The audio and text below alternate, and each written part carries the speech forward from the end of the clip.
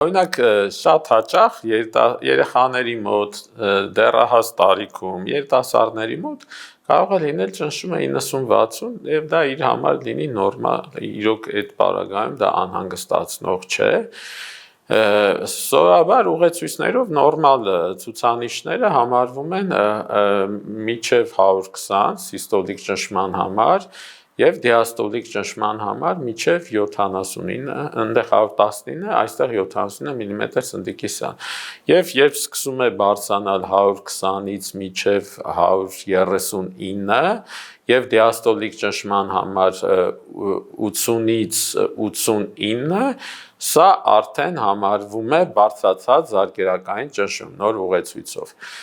Իսկ 140-ից ավել եւ դիաստոլիկ ճնշման համար 90 մմ սնդիկի սյունից ավել արդեն ինքը համարվում է զարկերակային գերճնշում կամ ինչպես նախկինում ասում ենք հիպերտոնիկ հիվանդություն, որ արդեն պահանջում է բուժում։